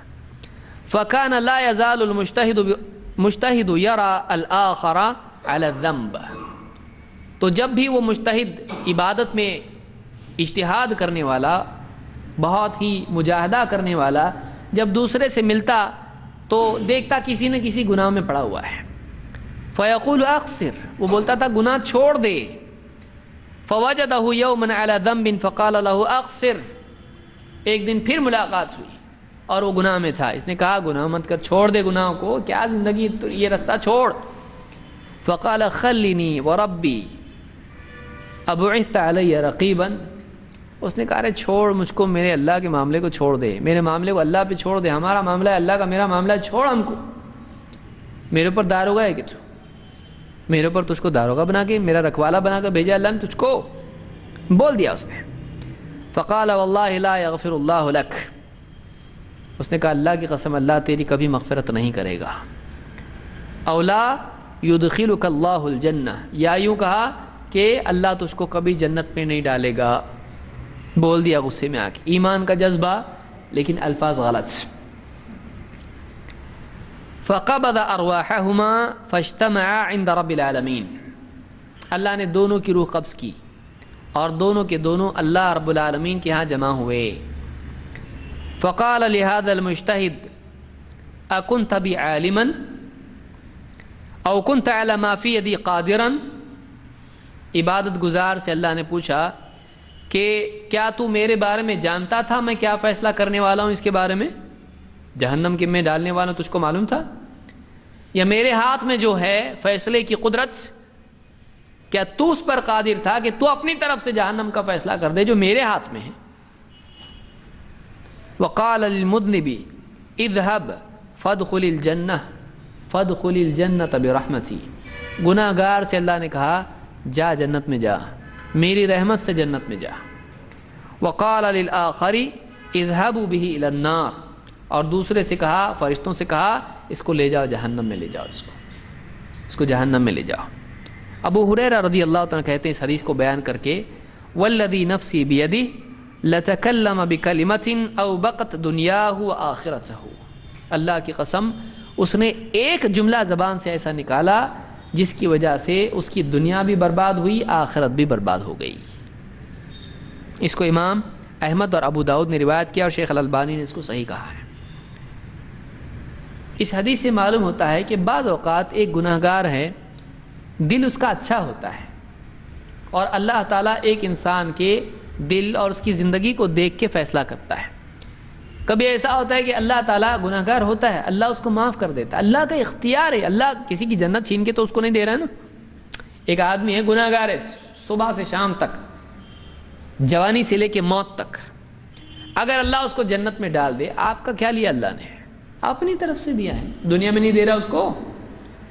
فرعون کو دنیا میں دیا نہیں اللہ نے، تو اللہ اگر کسی کو دے دے، مسلمان ہے وہ، مشرک تو نہیں ہے، مشرک کو نہیں دے گا اللہ، وعدہ جنت کا نہیں ہے اس کے لیے، لیکن ایک مسلمان ہے گناہ گار ہے، اللہ کی مرضی، اللہ اس کو جنت میں ڈال دیا، سب گناہ معاف کر دیا۔ کیوں اختیار نہیں؟ بادشاہ کو اختیار ہے، مجرم کو معاف کر سکتا ہے وہ۔ آپ بولیں گے نہیں اس کو بھی سزا دو، آپ کا کیا ہے یہاں پر؟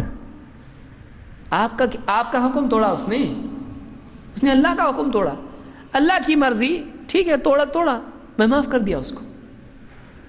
یہ بھی توحید ہے کہ آپ اللہ کے فیصلے کو اپنے ہاتھ میں نہ لیں۔ آدمی کو کیسا لگتا نہیں اس کو بھی سزا دینا چاہیے، تو آپ کا کیا جا رہا اس میں؟ اس کو جنت میں نہیں ڈالنا چاہیے، تو آپ کی جنت چھین کے اللہ اس کو دے رہا ہے، آپ کا تو آپ کو دے رہا ہے نا برابر۔ آدمی عجیب مخلوق ہے کہ خود کو ملا تو بھی دوسرے کو نہیں ملنا کا ٹینشن اس کو رہتا ہے کہ نہیں؟ آپ کا جا رہا کیا اس میں؟ آدمی کہہ سکتا اس کو نہیں ملنا چاہیے، اگر آپ کا لے کے اس کو دیا جائے تب تو بات سمجھ میں آتی ہے، بھائی میرا اس کو کیوں، وہ لائق نہیں ہے۔ ارے آپ کا نہیں، اللہ اپنی طرف سے اس کو دینا چاہتا ہے، آپ کا کیا جا رہا اس میں؟ بخیل انسان، کنجوس انسان جو ہے، اللہ بھی دے تو اس کو دے اچھا نہیں لگتا، اس کو دے رہا، کہیں کو دے رہا اس کو۔ یہ مصیبت ہے انسان کی۔ تو اس آدمی نے یہی کیا، اللہ کے فیصلے میں خود دخل دینے لگا، جو کہ توحید کے منافی ہے۔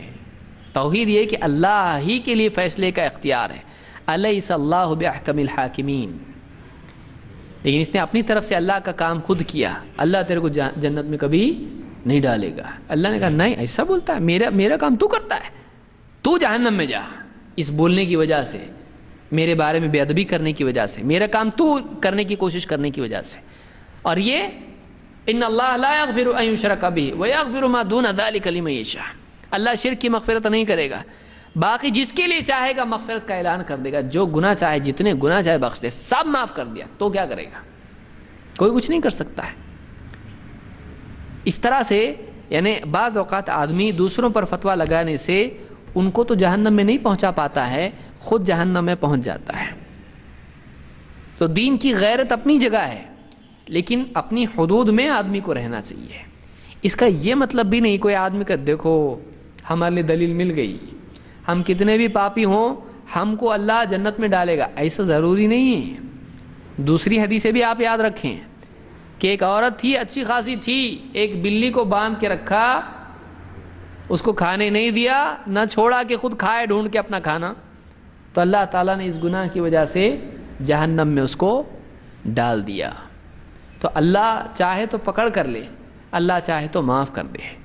تو ضروری نہیں کہ ایک آدمی گناہوں کی زندگی جیے اور اللہ اس کو معافی کرے، اللہ کی مرضی ہے، تو وہاں معاملہ کیسا ہے، ہوتا کہ نہیں ہوتا معلوم نہیں، جنت میں ایڈمیشن ملتا کہ نہیں معلوم نہیں ہے، کیونکہ جنت کس کے لیے ہے، نیک لوگوں کے لیے ہے۔ اب اس کا نمبر اگر لگ گیا تو لگ گیا، اگر اللہ چاہے تو ڈالے، نہیں تو جہنم میں بھی بھیج سکتا ہے۔ اس کو سیٹ ملی تو ٹھیک، نہیں ملی تو دوسری جگہ کدھر ہے۔ تو ایسا آدمی جو ہے یعنی لکی ڈرا والا معاملہ نہ کرے جنت کے بارے میں، کہ لگا تو لگا نمبر، نہیں تو نہیں لگا، ایسا نہیں کرنا چاہیے، بلکہ آدمی کو کوشش کرنا چاہیے، کیونکہ اللہ نے دین دیا ہی اس لیے کہ آدمی اس پر چلے تاکہ جنت میں جائے۔ یہ کنفرمڈ ہے کہ دین پہ چلو گے جنت ملے گی، لیکن آدمی دین پر نہ چلے اور بولے لگا تو لگا نمبر، ٹھیک ہے جہنم کا بھی تو لگ سکتا ہے، اس کے لیے بھی تیار ہو جاؤ، پھر جنت میں یا جہنم میں کہیں بھی ڈال سکتا ہے اللہ۔ تو یہ یعنی اس سلسلے میں بات یاد رکھیں، کسی پر جہنم کا فتویٰ نہ دیں۔ اسی طرح سے کسی کی غلطی کی اصلاح کرنے والے کے لیے یہ بھی اصول ہے کہ اگر وہ غلطی اس کی ذاتی ہے تو اس کی اصلاح کرنے والا اس غلطی کی تشہیر نہ کرے۔ آدمی دیکھتا ہے کسی کی غلطی، اس کی اصلاح کرتا ہے، پھر پورے گاؤں میں بولنا شروع کرتا ہے کہ وہ تو ایسا غلطی کیا تھا، میں نے بتایا اس کو ایسا ایسا ایسا، اس کو بے عزت کرنے کی کوشش کرتا ہے، حالانکہ وہ غلطی اس کی اکیلے میں تھی۔ تو یہ بھی حق غلطی کرنے والے کا، اصلاح کرنے والے پر ہے کہ اگر وہ غلطی اس کی ذاتی ہے اور خصوصاً پوشیدہ ہے تو اس کو چھپا کے ہی رکھے، اس کو لوگوں کے سامنے بیان نہ کرے۔ اس کی فضیلت کیا ہے؟ اللہ کے نبی صلی اللہ علیہ وسلم فرماتے ہیں من ستر عورت اخیہ المسلم ستر اللہ عورتہ یوم القیامہ، کہ جو اپنے بھائی کی غلطی چھپائے گا، اس کی غلطی پر پردہ ڈالے گا، اللہ تعالیٰ قیامت کے دن اس کی غلطیوں پر پردہ ڈالے گا۔ کیوں ہماری غلطیاں نہیں ہیں؟ اللہ جانتا ہے کہ نہیں جانتا ہے؟ اللہ اگر ادھیڑ دے پوری مخلوق کے سامنے انٹرنیشنل لیول پہ، ہے کہ نہیں، قیامت کے دن کیا ہونے والا ہے کہ نہ صرف یہ کہ ساری دنیا کے لوگ ہوں گے، سارے دوروں کے لوگ ہوں گے، ابتدا سے لے کر آدم علیہ السلام سے آخری انسان تک سب لوگ ہوں گے۔ اگر اللہ وہاں ہمارے معاملات کھول دے مخلوق کے سامنے تو آپ بتائیے کتنی شرمندگی ہوگی، وہ گلوبل شرمندگی ہے، وہ عالمی سطح پر وہ شرمندگی ہوگی۔ تو ایک آدمی اگر اپنی سطح پر چھوٹے پیمانے پر کسی آدمی کی غلطی جانتا ہے اور اس کی اصلاح کرے اور اس کو چھپا دے تو قیامت کے دن اللہ تعالیٰ اس کی غلطیوں کو مخلوق سے چھپائے گا۔ اتنا بڑا یعنی آدمی کو چننا ہے، یہ چننا ہے دونوں میں سے کیا چاہتا ہے وہ، اس کی بے عزتی یا اپنی بے عزتی ہے۔ وَمَنْ كَشَفَ عَوْرَةَ أَخِيهِ الْمُسْلِمِ كَشَفَ اللَّهُ عَوْرَتَهُ حَتَّى يَفْضَحَهُ بِهَا فِي بَيْتِهِ، اور جو آدمی اپنے مسلمان بھائی کی پردہ دری کرتا ہے، لوگوں کے سامنے اس کے عیوب کو کھول کے رکھتا ہے، اس کے معاملات کو اس کی تشہیر کرتا ہے، تو اللہ تعالیٰ اس کی بھی پردہ دری کرے گا، اس کو بھی ذلیل کرے گا، یہاں تک کہ وہ اپنے گھر میں ہوگا اللہ اس کی بے عزتی کرے گا۔ حتی یفتحہ بہا فی بیتہ، تو یہ یعنی اللہ کی طرف سے سزا ہے کہ جو دوسرے کو ذلیل کرنے کی کوشش کرے گا اللہ تعالیٰ اس کو ذلیل کر کے رکھ دے گا۔ یہ اللہ کا قاعدہ ہے، دنیا میں بھی اور آخرت میں بھی۔ اس کو ابن ماجہ نے روایت کیا اور یہ صحیح روایت ہے۔ اسی طرح سے غلطی کی اصلاح کے لیے ایک یہ بھی چیز ہے کہ آدمی بجائے لعنت کے جس نے غلطی کی ہے اس کے لیے ہدایت کی اور اصلاح کی دعا بھی کرے۔ ابو ہریرہ رضی اللہ عنہ کہتے ہیں کہ اتی النبی صلی اللہ علیہ وسلم برجل قد شرب، ایک آدمی اللہ کے رسول صلی اللہ علیہ وسلم کے پاس لایا گیا، قال اضربوہ، آپ نے کہا مارو اس کو، پیٹو اس کو شراب کی وجہ سے۔ قال ابو ہریرہ رضی اللہ عنہ کہتے ہیں فمنا الضارب بیدہ والضارب بنعلہ والضارب بثوبہ، ہمیں سے کسی نے اس کو ہاتھ سے مارا، ہاتھ سے پٹائی کی، کسی نے جوتیوں سے پٹائی کی، کسی نے کپڑے سے پٹائی کی۔ فلما انصرف، قال بعض القوم اخزاک اللہ، کسی آدمی نے کہا اللہ تعالیٰ تجھ کو ذلیل کرے، اللہ تجھ کو ذلیل کرے۔ اللہ کے نبی صلی اللہ علیہ وسلم نے فرمایا لا تقولوا هكذا، ایسا مت بولو، لا تقولوا هكذا، ایسا نہ کہو، لا تعینوا علیہ شیطان، اس کے مقابلے میں تم شیطان کی مدد مت کرو۔ کیوں؟ شیطان چاہتا ہے کہ برباد ہو، اور تم اس کو بد دعا دے کے اس کو برباد کر رہے ہو، تو تم کس کی مدد کر رہے ہو؟ تم شیطان کی مدد کر رہے ہو۔ اس نے تو اللہ سے وعدہ کیا ہے کہ میں تو گمراہ کر کے رکھوں گا، میں تو ان کو گمراہ کر کے رہوں گا، تو تم اس کو بد دعا کر کے تم کیا کر رہے ہو؟ تم شیطان کی مدد کر رہے ہو۔ تو لا تعینوا علیہ شیطان، یا تمہارے ایسا کرنے کی وجہ سے وہ گناہ پر اور زیادہ جم جائے گا، ضد میں آئے گا۔ تو اس حدیث کو امام البخاری نے روایت کیا ہے۔ سنن نبی داؤد کے الفاظ ہیں، آپ نے کہا وَلَكِنْ قُولُوا اللَّهُمَّ اغْفِرْ لَهُ اللَّهُمَّ ارْحَمْهُ، بلکہ تم یوں کہو اے اللہ اس کی مغفرت کر دے، اے اللہ اس پر رحم فرما۔ تو کسی کی غلطی اگر ہوئی ہے تو آپ اس کے لیے مغفرت کی اور اللہ سے رحم کی دعا کریں، اس کے لیے ہدایت کی دعا کریں، اس کے لیے اصلاح کی دعا کریں، تقوی کی دعا کریں۔